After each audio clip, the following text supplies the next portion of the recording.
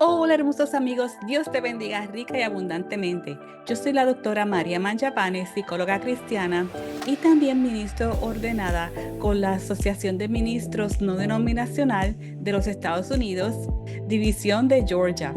Me gusta usar este canal para la gloria de Dios y Él puso en mi corazón que iniciara un estudio bíblico y así lo estoy haciendo lo mejor que puedo para llevar la palabra del Señor a todos los países del mundo y que sepan lo bueno que es Él y lo mucho que Él te ama. También te invito a suscribirte a mi canal si no te has suscrito para que así recibas las notificaciones, aprietas la campanita y entonces también que le des me gusta al video para que así se propague más la palabra de Dios, porque así YouTube lo reconoce, el algoritmo lo reconoce y se lo envía a más personas. Y también compártelo con tus amistades y con tu familia. La Biblia es la historia de amor con Dios y los seres humanos. Dios quería una familia y por eso es que Dios te creó a ti y a mí. En la Biblia se describe la historia de Dios con su familia. Están todas las profecías, está toda la historia desde que se creó el mundo y todo lo que va a pasar hasta que llegue Jesús para su reinado. Y luego de eso es la nueva tierra, el nuevo cielo, eternidad con Dios para siempre.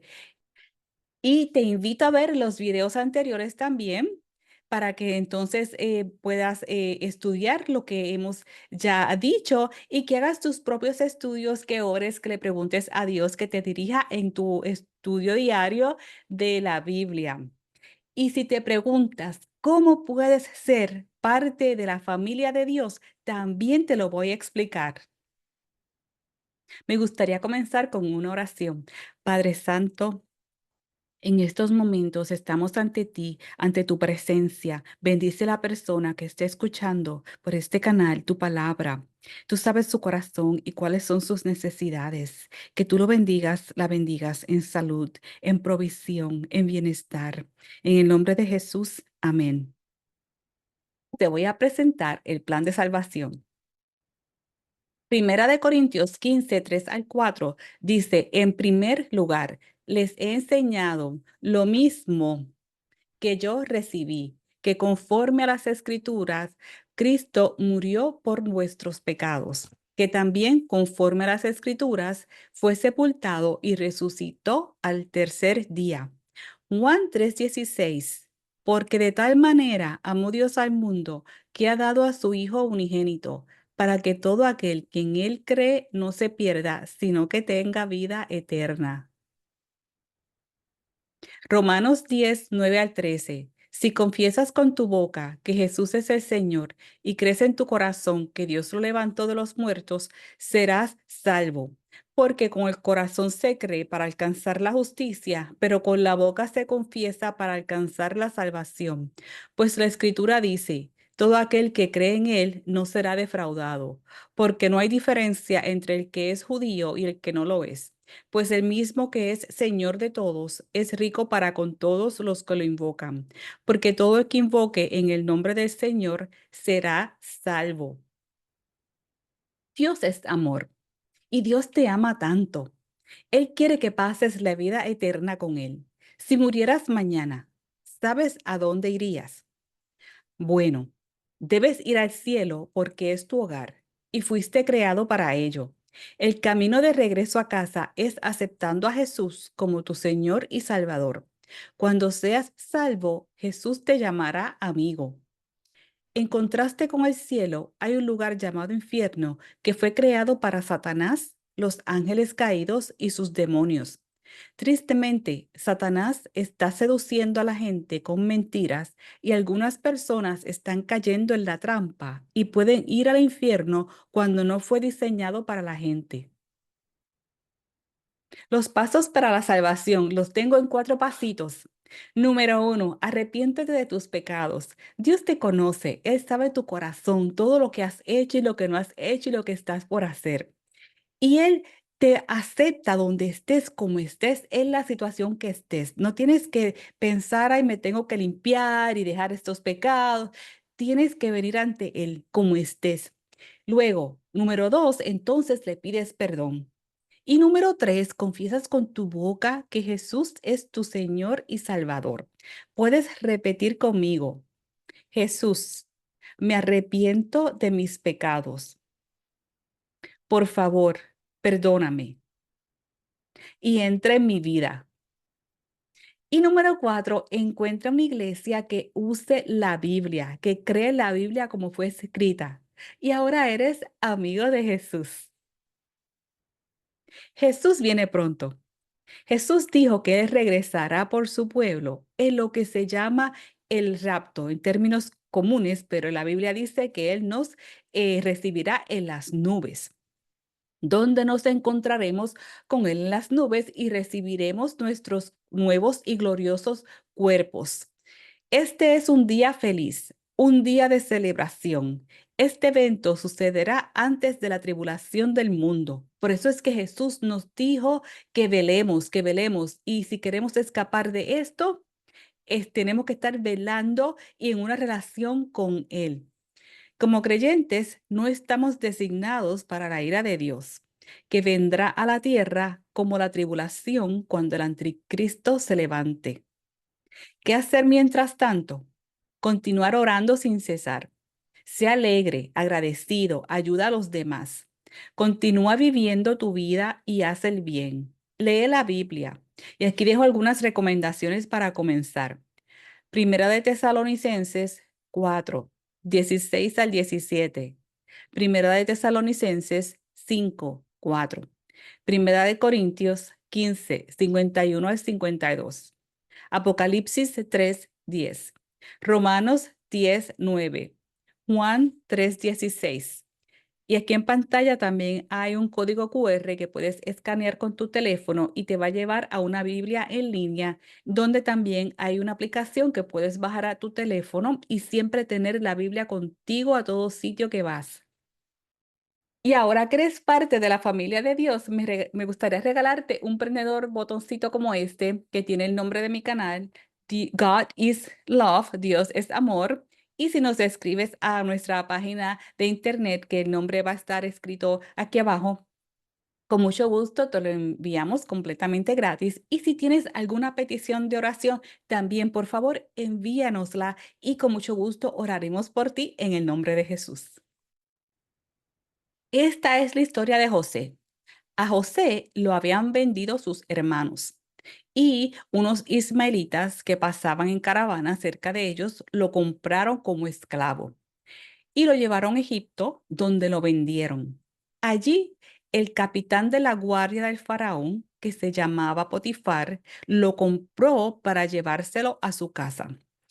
Entonces, José era muy inteligente, él sabía leer, algo que no era común para los esclavos en esa época, y tenía buena presencia, era joven, entonces la esposa de Potifar se fijó en él. En Génesis 39, 1 al 2 dice, los ismaelitas llevaron a José a Egipto y allá se lo compró a ellos un egipcio llamado Potifar, que era oficial del faraón y capitán de su guardia. Pero el Señor estaba con José y éste prosperó en la casa del egipcio, su amo. Y su amo se dio cuenta que el Señor estaba con él y lo hacía prosperar en todo lo que emprendía. Desde el momento en que José quedó a cargo de la casa y posesiones del egipcio, el Señor bendijo su casa por causa de José. La bendición del Señor estaba sobre todo lo que él tenía, lo mismo en la casa que en el campo. El egipcio dejó en manos de José todo lo que tenía y ya no se ocupaba más de lo que tenía que comer. Y José era bien parecido y de bella presencia. Aquí vemos que ya José, luego de haber pasado de ser vendido, ser esclavo, como está bajo la gracia de Dios, cuando Potifar lo compra y lo lleva a su casa, Potifar se da cuenta que José tiene muchas cualidades, que es inteligente, que sabe leer, que trabaja mucho y lo pone a cargo como administrador de toda su casa y de todos sus campos, de sus animales, de sus cosechas. Y Potifar se hizo aún más rico porque todo lo que José tocaba crecía. Y tenemos a la esposa de Potifar que ya iba acechándolo. Y él se negaba y se negaba. Y ya sabemos pues que aquí es donde se entra el mal en la situación para acusarlo de un crimen que él no cometió. Ella busca acusarlo de abusar de ella sexualmente, algo que él nunca hizo. Al contrario, era ella la que lo quería a él. Pero él se negó. Seguimos en la Biblia, capítulo en Génesis 38, versículo 8. Y le dijo a la mujer de su amo: como puedes ver, estando yo aquí, mi señor no sabe ni lo que hay en esta casa. Ha puesto en mis manos todo lo que tiene. En esta casa no hay nadie mayor que yo, ni hay nada de él que me haya reservado, excepto a ti, puesto que tú eres su mujer. ¿Cómo podría yo cometer algo tan malo y pecar contra Dios? Y aquí vemos que él, siendo todo un caballero, en lugar de decirle que te crees que estás loca, échate para allá o algo así, él muy educado le dice que respeta a su amo y que él está a cargo de todo, pero excepto a ella, no la puede tocar. Y que como él nos dice aquí, ¿cómo podría yo cometer algo tan malo y pecar contra Dios? Sobre todo, lo más importante es que él era fiel a Dios. Y en el verso 10 sigue, y José hablaba con ella todos los días, pero no le hacía caso en cuanto a acostarse con ella o estar con ella. Esto debe haber sido muy difícil para José tener este acosamiento diario, porque ella dice aquí que hablaba con ella todos los días, pero la ignoraba, no le hacía caso y él pues se mantenía en sus obligaciones y rutina. En el verso 11 dice, pero un día entró en la casa para cumplir sus obligaciones y como allí no había nadie, ella lo agarró de la ropa y le dijo, acuéstate conmigo. Pero él dejó su ropa en las manos de ella y salió corriendo de allí. Cuando ella lo vio salir corriendo y que había dejado su ropa en sus manos, llamó a los que estaban en la casa. Verso 14. Miren, este hebreo que mi esposo nos ha traído quiere burlarse de nosotros. Entró a donde yo estaba para acostarse conmigo, pero yo grité con todas mis fuerzas. Y cuando él me oyó gritar, dejó su ropa en mis manos y salió corriendo. Aquí vemos cómo ella cambió toda la situación para hacerlo a él culpable cuando la culpable era ella. Ella fue quien le agarró la ropa cuando él salió corriendo huyendo de ella, que ella era quien acosaba a José. Y podemos ver que hoy día esto pasa a personas inocentes. Si nos preguntamos por qué es que cosas malas le pasan a la gente buena, pues por la maldad del mundo y porque Satanás es el rey del mundo en estos momentos. Sin embargo, Dios nos dice en su palabra que Dios nos dará la salida, que cuando estemos en situaciones difíciles, Él nos da la salida. Confiamos en Él. Y José es un vivo ejemplo de todo esto que pasó negativo, de ser esclavo, de ser odiado por sus hermanos, de ser vendido, de caer en esta casa, que entonces esta mujer lo sigue acosando. Esto nos enseña que aunque seamos cristianos, vamos a tener situaciones. Esto no quiere decir que al ser cristiano, eso es por arte de magia, que los problemas se van. No, van a llegar situaciones y problemas y a veces hasta más porque Satanás se luce en algunas ocasiones, pero también Dios nos dice que resistamos y el diablo se va a huir. Así que lo que no quiere decir entonces que nos mantengamos fieles a Dios. Y van a venir los problemas, pero vamos a poder pasar a través de ellos con la mano y protección de Dios. Y en el verso 16 dice, y ella dejó a su lado la ropa de José hasta que su esposo llegó a su casa. Esto una serpiente venenosa que tenía esto ya planeado. Entonces ella le repitió lo mismo. Le dijo, el siervo hebreo que nos trajiste entró a donde yo estaba para burlarse de mí. Pero como yo empecé a gritar, él dejó su ropa en mis manos y salió corriendo. Cuando el amo de José oyó lo que su mujer le contaba y que le decía, así me ha tratado tu siervo, se puso furioso. Claro, eso era lo que ella quería, como ahora ella estaba furiosa con José porque la rechazó, quiere venganza. Y por eso le mintió a los otros siervos y a su esposo diciéndole que José trató de abusar de ella. En el verso 20 dice, entonces agarró a José, Potifar, lo agarró y lo puso en la cárcel donde estaban los presos del rey. Y allí en la cárcel se quedó José. Y esto entiendo que el castigo debía haber sido latigazos o la muerte, de acuerdo a la costumbre de ese tiempo y sus leyes. Sin embargo, Potifar parece que conocía de qué pata cojeaba a su esposa y dijo, pensaría, lo voy a poner en la cárcel hasta que yo descubra y descifre todo esto que pasó. Por alguna razón, él era el capitán del faraón. El hombre tenía que ser muy ágil mentalmente y en situaciones como esta. Si él era un guerrero, el capitán tenía que estar acostumbrado a trabajar con enemigos y mentirosos. En el verso 21 dice, pero el Señor estaba con él y le extendió su misericordia y le permitió ganarse la buena voluntad del jefe de la cárcel. Aquí vemos otra vez que como está protegido por la gracia de Dios, aún en la cárcel, Dios lo puso en gracia con el jefe de los presos. O sea que José fue de estar en gracia con Potifar y estar a cargo de toda su casa como administrador. Ahora, aunque esté en la cárcel, él está en gracia con el jefe de los presos.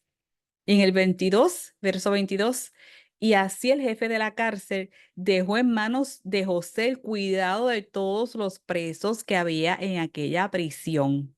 Todo lo que allí se hacía, lo hacía José. Ahora otra vez está a cargo de todo. Y esto en realidad lo que le va dando a José es más habilidades y fortaleza para lo que le va a tocar como gobernador. Como gobernador, él va a estar a cargo de todo. Ya él estuvo a cargo de una casa completa, de una mansión, de todos los cultivos, los ganados que tenía Potifar, ahora a cargo de una cárcel. Como gobernador, él va a tener que lidiar con presos, con cultivos, con ganados, con problemas de gente. Ya esto le está dando esta ya fortaleza y conocimiento también aprendiendo de la cultura egipcia, de cómo ellos se manejaban, que reposaban, que comían, cómo se comportaban, cómo eran las leyes, qué se hacía cuando había problemas de presos. Ya esto, todo esto lo va aprendiendo ahí. En el 23 dice, el jefe de la cárcel no tenía que vigilar nada de lo que estaba al cuidado de José. Aquí vemos la confianza del jefe de la cárcel en José. Así que ya vamos viendo que ellos mismos tienen que haberse dado cuenta que él era inocente, el jefe de la cárcel y el mismo Potifar, porque el Señor estaba con José y prosperaba todo lo que él hacía. José le dijo que no a la mujer de Potifar. Y sabemos que esto indica que él temía del Señor, pero esto es temor, quiere decir el respeto del Señor. Y nos dice la palabra de Dios, el principio de la sabiduría es el temor al Señor. Quienes practican esto adquieren entendimiento y alaban al Señor toda su vida. Salmo 111, 10. Aún José no tenía los 10 mandamientos de Dios, así que era por conciencia que él lo estaba haciendo, porque Dios ya había escrito estos mandamientos en el ser humano desde el principio del mundo. Por eso es que se veía un orden, cierto orden en las generaciones. Romanos 2, 14 al 15 dice, porque cuando los paganos que no tienen ley hacen por naturaleza lo que la ley demanda, son ley para sí mismos, aunque no tengan la ley. O sea, aquí no quiere decir que lo hacen por naturaleza, lo que la ley demanda, porque es la ley de Dios que ya está puesta en los seres humanos desde el principio de los tiempos. Ellos no tenían la ley porque la ley vino con Moisés. Y de esa manera demuestran que llevan la ley escrita en su corazón, pues su propia conciencia da testimonio y sus propios razonamientos los acusarán o defenderán. Así que antes de la ley de Moisés y las personas que no conocían a Dios están dejándose llevar por su conciencia y la ley que está escrita por Dios mismo en su corazón. Así que el día del juicio final, estas personas que llegaron antes de Moisés y antes de Jesús van a ser juzgadas por esta ley que fue escrita en sus corazones, por su misma conciencia que les dictaba: eso que estás haciendo está mal. Por eso es que hay un orden familiar, aún en esto antes de los 10 mandamientos, ya había un orden familiar, un padre, una madre, hijos, ya eso existía. Así que cuando José rechaza a la mujer de Potifar, no le dice que es porque era fea, no se menciona que no era atractiva, sino que muy probable que lo era. Él lo hace por razones morales y espirituales, porque él dice: ¿cómo voy a hacerle esto a Dios? Porque él sabía que aunque él estuviera en la cárcel o en la casa de Potifar o como esclavo, Dios estaba con él. Él lo reconocía en todo momento. Y él sabía que su amo le tenía confianza y se lo dice a ella: mi amo tiene confianza absoluta y no voy a defraudarlo. Génesis 39:8. Tal adulterio sería una gran maldad.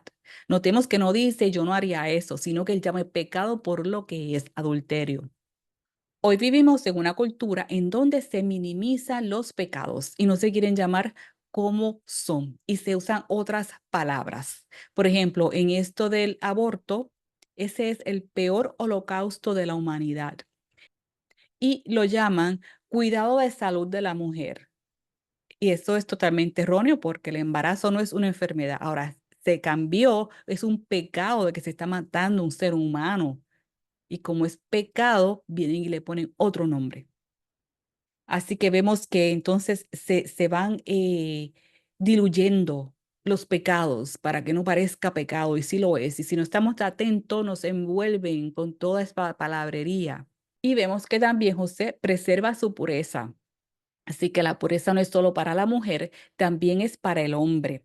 Las escrituras nos dicen: huid de la fornicación. Cualquier otro pecado que el hombre comete está fuera del cuerpo, más el que fornica contra su propio cuerpo peca. Primera de Corintios 6:18.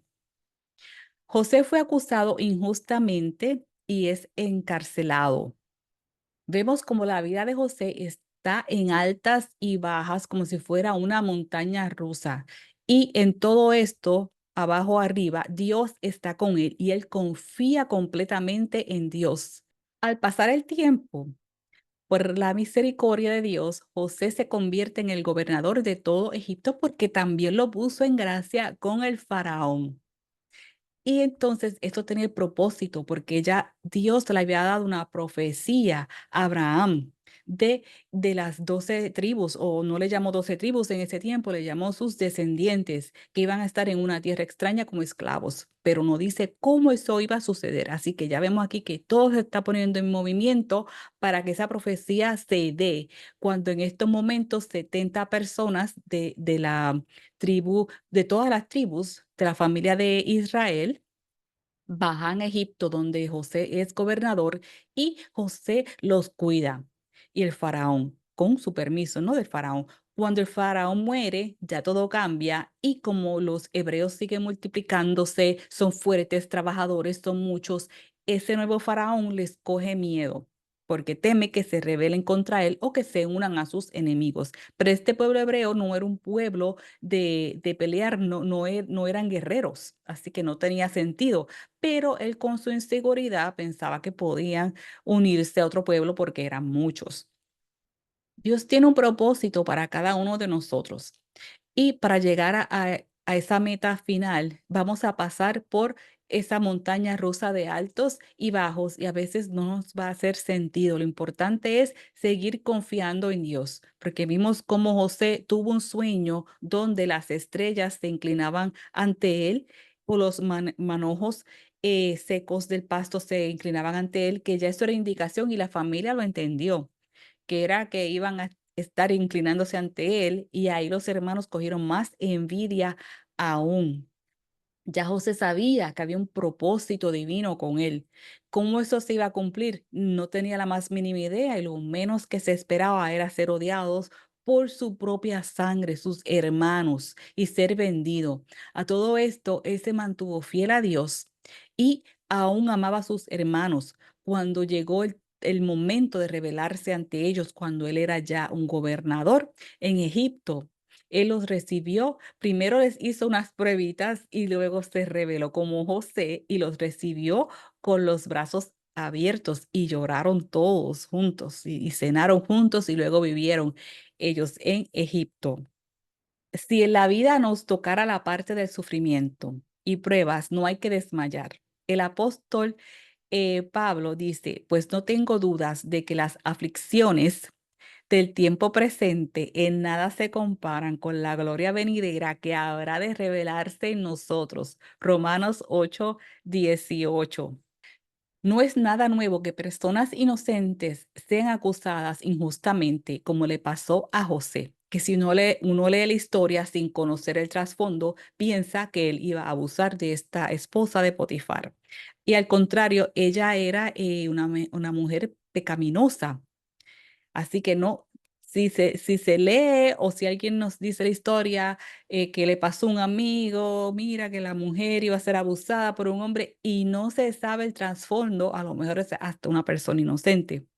Es maravilloso que el plan de Dios para poder llegar al palacio real era necesario pasar antes por la cárcel real para poder salvar a todo un gran país de una hambruna tremenda. Este era el propósito de José.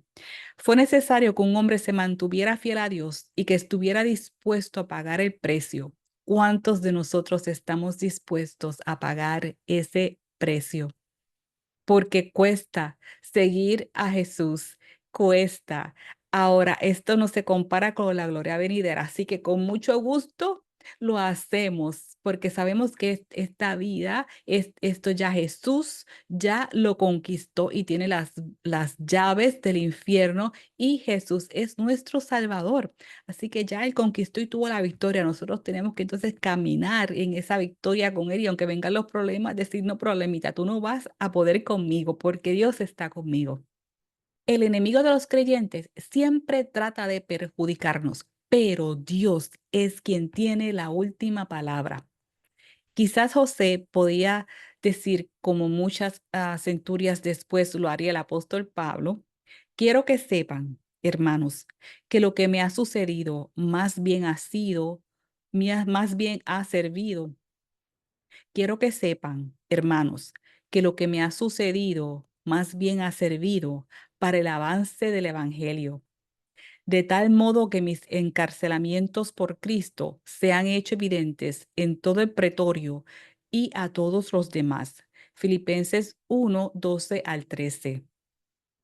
Y vemos como la gracia de Dios estuvo con José, que a pesar de tener un expediente, entre comillas, criminal por la acusación falsa de la mujer de Potifar, cuando llega el momento de ser ascendido, él va ante el faraón que había tenido un sueño.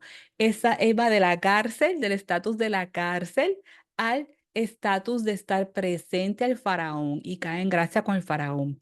Quiere decir entonces, no sabemos los detalles entre medio, pero pienso que se aclaró la situación de que él no tenía, ese expediente era falso. Y ya parece que Potifar sabía lo que su mujer hacía. Parece que ya tenía estas malas mañas, estas tendencias pecaminosas. Así que el expediente de José quedó limpio para entonces poder ser promovido a gobernador de Egipto. En conclusión, José se mantuvo fiel a Dios, número uno, aún en las situaciones más adversas, de ser vendido como esclavo, de ser acosado sexualmente por la esposa de Potifar, ser encarcelado injustamente. Número 2, en ningún momento vemos a José haciéndose la víctima y quejándose delante de Dios. Ay, ¿por qué me pasó esto, Dios? Esto no es justo. En ningún momento lo escuchamos diciendo eso. Él tenía la promesa de Dios para hacer grandes cosas, igual que tú la tienes, porque él tenía que sufrir. Él no le preguntó a Dios por qué tenía que sufrir, siendo humillado, ser vendido como esclavo, viniendo de una familia rica. Número 3, en lugar de quejarse, José hizo lo mejor que pudo con cada situación y el resto se lo dejó a Dios. Lo mandó a casa de Potifar, así que ya iba en ruta de su destino. Allí aprendió la cultura egipcia, cómo se comportaban, qué comían, cómo vestirse, sus costumbres. Él luego necesitó eso como gobernador, así que nada de esto se desperdicia. José prosperó a Potifar porque Dios estaba con José. Lo puso como administrador de toda la casa de Potifar. Dios hizo todo esto. Y en la cárcel lo puso como administrador de toda la cárcel. Lo puso en gracia con Potifar, lo puso en gracia con el administrador de la cárcel también. Y luego lo puso en gracia con el faraón. Número 4, cuando llega la hora de ser puesto en su destino, ese expediente de falsa acusación ya no existe para poder entonces ser gobernador. Número 5, Faraón lo asciende a la posición de gobernador. Eso es insólito, solamente Dios lo hace. De estar en la cárcel preso injustamente, Dios lo eleva a ser gobernador. Aquí se ve la justicia de Dios. La justicia de Dios quemó todo ese engaño y ese récord quedó limpio. Número 6, José era una víctima de la situación familiar, pero él no se comportó como víctima. Él confiaba en Dios. Tenemos esta situación familiar donde primero Jacob se casó con dos mujeres. Cuando su padre Isaac le dijo, busca una mujer, él terminó con dos por medio del engaño y porque aún no tenía una relación firme con Dios. Su madre Raquel también tenía sus mañas. Ella le robó los ídolos a su padre. ¿Qué tenía ella que hacer con ídolos que no eran nada de Dios? Dios no quería eso. Había celos entre Raquel y Lea y entonces ellas pusieron a sus siervas a parir hijos de Jacob también. Y estos son los hermanos que empezaron con el problema de envidia hacia José, los hijos de las siervas. Y luego todos los hermanos entonces se unieron, pero sus hermanos de padre y madre, Rubén y Judá, lo defendían para que no lo mataran.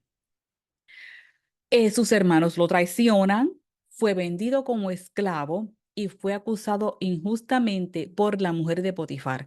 Así que aquí vemos que él tenía todas las cartas para hacerse la víctima e irse a una esquina a llorar y decirle a Dios, ¿por qué me pasa esto? Todo lo malo me pasa a mí. No, él no hizo eso. Él de cada situación hacía lo mejor posible. Estaba en la casa de Potifar, trabajó lo mejor posible y fue ascendido. Estaba en la cárcel, trabajó lo mejor posible, confiaba en Dios porque no dependía solo de trabajar, dependía de la gracia de Dios, porque si él trabajaba duro y no estaba con Dios, nada iba a pasar.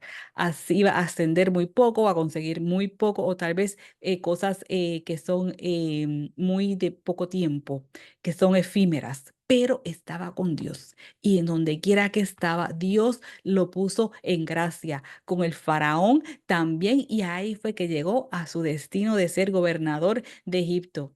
Así que tenemos una historia bien bonita de aprendizaje, de valor, de confianza en Dios, de amor a Dios por sobre todas las cosas que nos da la esperanza a nosotros hoy día cuando pasemos situaciones y tengamos problemas, sea de trabajo, amistades, familiares, con hijos. Así es confiando en Dios y orando en todo momento. Y si oras en lenguas, hazlo todos los días y trata de hacerlo varias veces al día también. Ora con tu mente y ora también en el Espíritu, como Pablo nos enseñó. Y esa es la fortaleza, de ahí te viene fortaleza, estando en oración y en comunión con el Padre en todo momento. Que Dios te bendiga y que tengas un lindo día.